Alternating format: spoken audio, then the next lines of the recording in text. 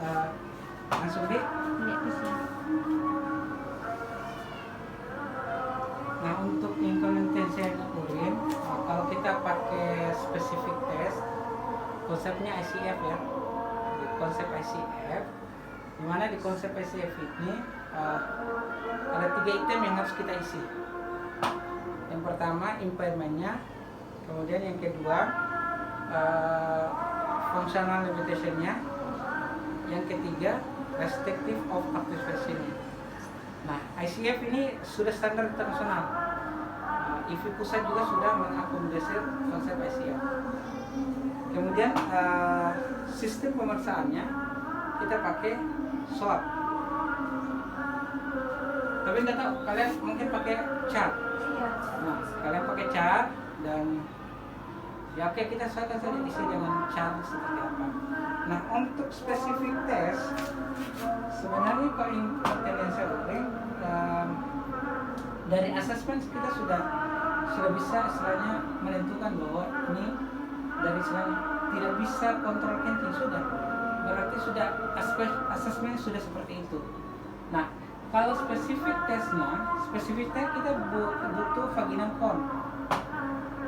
Tahu itu vaginal count itu kalau spesifiknya. Tetapi yang lebih ke ini paling untuk tes yang berikutnya, tes yang lain yaitu tes yang sifatnya untuk muskuloskeletalnya apa yang terganggu dan sebagainya. Ya, jadi kalau low back pain itu luas kan cakupan pemeriksaannya, tapi kalau inkontinensia urin yang mau kita periksa itu adalah otot PC-nya. Nah, otot PC ya hanya dengan misalnya tes seperti ini, kan tahan kencing, seakan-akan menahan BAB, menahan kencing. Ya, kemudian untuk spesifiknya seperti ini. Tapi yang lebih spesifik pakai EMG, karena dia ototnya dalam, di samping dalam, dia istilahnya bukan otot seperti otot di badan skeletal yang lain. Ya, tetapi dari asesmen itulah yang istilahnya yang bisa kita jadikan sebagai rujukan asesmen berupa anamnesis. Kemudian yang spesifiknya tadi ya harus pakai vaginal count. Kemudian tes spesifik yang tambahan misalnya ADA-nya apakah terganggu atau tidak, kita tinggal masukkan ke sistemnya. Spesifik misalnya chart fast, apakah ada nyeri atau tidak. Biasanya fastnya rendah, tetapi indeks fungsional yang kita bisa kita gunakan indeks fungsional, misalnya indeks ADL, indeks Bartel ya, itu spesifik tes spesifiknya, tes khususnya. Kemudian manual muscle testing yang bisa kita tes karena ini inkontinensia urin selain ototnya dalam dan bersifat otot core, maka untuk melakukan tes itu juga terbatas kita bisa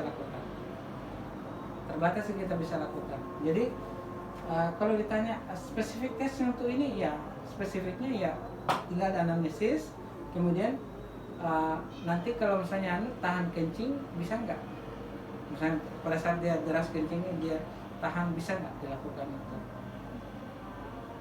ya. Itu yang kemudian baru ke pemeriksaan yang spesifik, misalnya respirasinya, kemudian pemeriksaan tambahan misalnya indeks kelelahan, fatigue misalnya dengan skala Borg tadi itu, misalnya jalan dari sini ada lelah atau tidak, atau misalnya naik turun tangga atau dia sudah lelah atau tidak.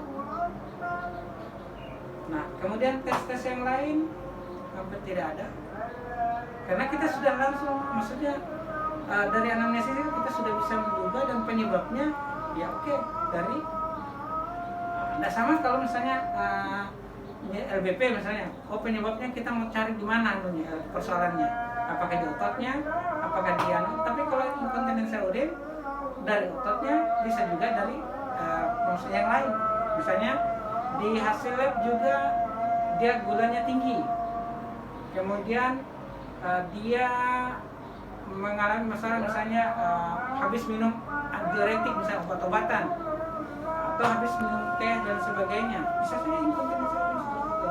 Atau bisa juga di skalanya dia sudah sering melahirkan, yaitu persalinan vaginal labil atau perkelahian misalnya kelahiran normal, itu bisa menyebabkan terjadinya inkontinensi urin.